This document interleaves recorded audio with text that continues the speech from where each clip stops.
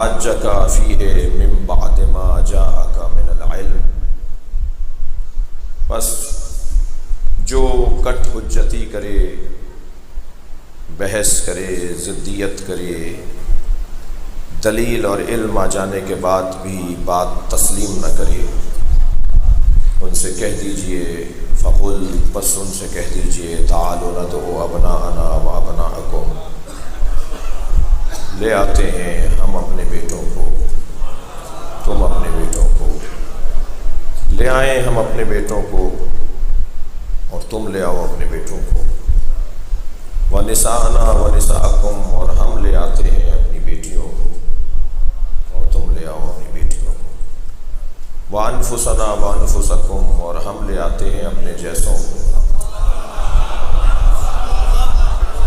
اور تم لے آؤ اپنے جیسوں کو،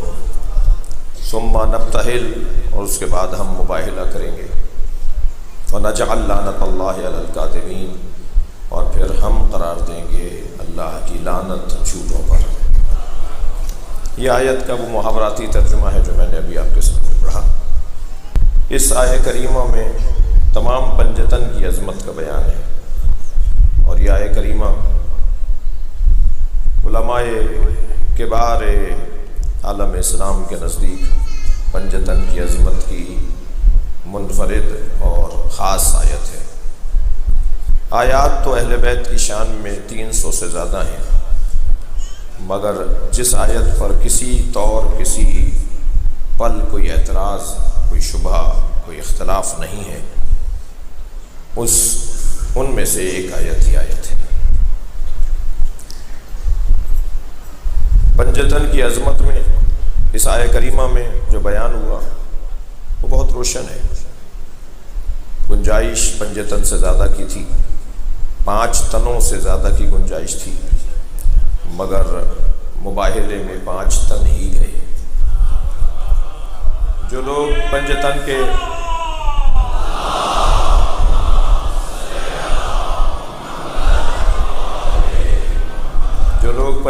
کے باب میں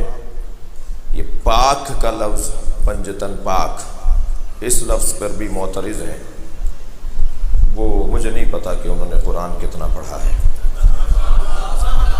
اس لیے کہ قرآن مجید میں انہی 5 کو اللہ نے پاک کہا ہے،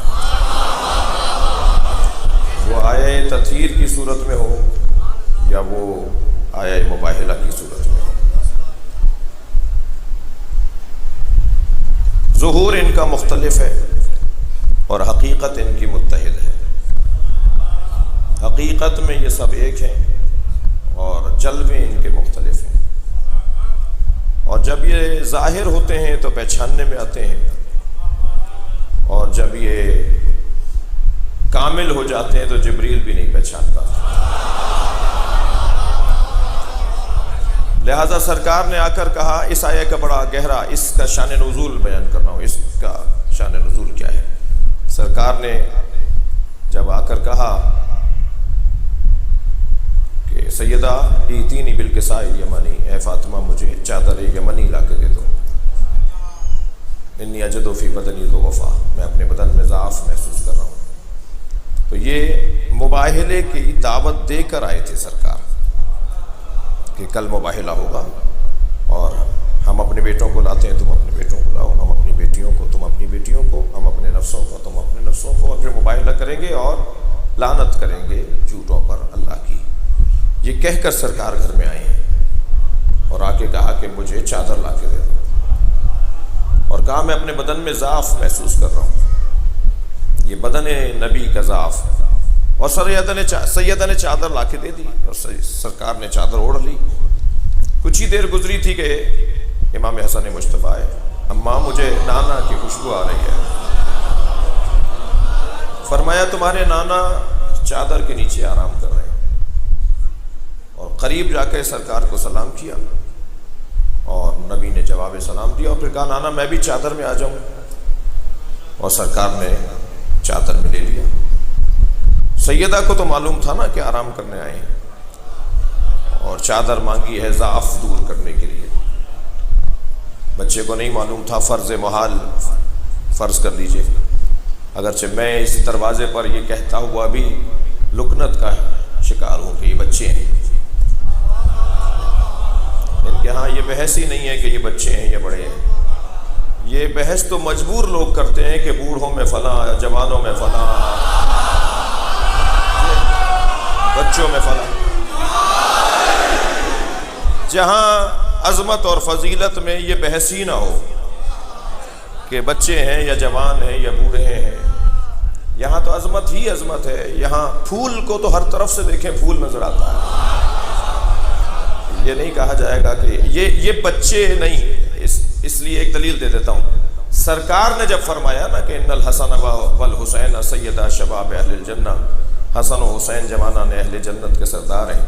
جب سرکار نے یہ فرمایا نا کہ جوانوں کے سردار ہیں، اس وقت یہ دونوں بچے ہیں، تو کیسے سمجھیں گے اس بات کو؟ تو یہ بحث ہی نہیں ہے کہ یہ بچے ہیں، یہ جوان ہیں، یہ بوڑھے ہیں، بحث عظمت کی ہے بس۔ نانا نے چادر میں لے لیا، کچھ ہی دیر گزری تو امام حسین تشریف لائے، اماں مجھے نانا کی خوشبو آ رہی ہے، اور بیوی نے فرمایا ہاں تمہارے نانا تمہارے بھائی کے ساتھ چادر میں ہیں۔ یہاں بھی بیوی نے نہیں فرمایا کہ آرام کر رہے ہیں، ایسا لگ رہا ہے جیسے آرام بیوی بڑھا رہی ہیں، آرام کا انتظام کر رہی ہیں، ایسا لگ رہا ہے جیسے آرام کا انتظام بڑھتا جا رہا ہے۔ اور پھر امام حسین نے بھی جا کے سلام کیا اور نبی نے جواب دیا اور چادر کی اجازت مانگی اور نبی نے چادر میں لے لیا۔ کچھ دیر بعد مولا علی آ گئے، اب یہاں یہ بات ہی ختم ہو گئی کہ بچے تھے، اور مولا علی نے پوچھا سیدہ مجھے نبی کی خوشبو آ رہی ہے، فرمایا ہاں آپ کے دونوں بچوں کے ساتھ چادر میں، اور مولا نے آ کے چادر میں جانے کی اجازت مانگی تو نبی نے چادر میں لے لیا۔ اب یہ بات تو بالکل ختم ہو گئی کہ سیدہ خود آ کے کہہ رہی ہیں میں بھی چادر میں آ جاؤں، یہ بات ہی کچھ اور ہے، یہ قصہ ہی کچھ اور سج رہا ہے، بن رہا ہے، اور آ کے کہا بابا میں چادر میں آ جاؤں، نبی نے چادر میں لے لیا سیدہ کو۔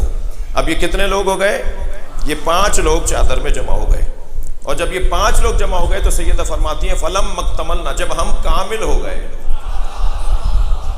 وہ میں نے ایک جملہ کہا کہ ظاہر ہو تو کچھ اور، باطن میں جائیں تو کچھ اور، جب یہ کامل ہو گئے تو جبریل نے پوچھا یا رب ومن تحت الکساء، اے اللہ اس چادر میں کون ہے؟ میرا سوال تو جبریل سے ہے کہ تمہیں نہیں پتا چادر میں کون ہے؟ بھئی تم سے زیادہ کون جانتا ہے کہ کون ہے؟ تم آیتیں لے کر آتے ہو، تم اللہ کا پیغام لے کر آتے ہو، تم اللہ کے احکامات لے کر آتے ہو، توجہ کر لی، اور یہاں سے روٹیاں لے کر جاتے ہو، یہاں سے حاجتیں لے کر جاتے ہو، تم تو جانتے ہو کہ یہ کون ہے، لیکن عجب نہیں جبریل سے پوچھا جائے تو جبریل بھی کہیں کہ جب یہ علیحدہ علیحدہ ہوتے ہیں تو پہچاننے میں آتے ہیں، جب یہ ایک جگہ ہو جاتے ہیں تو میں بھی نہیں پہچان پاتا۔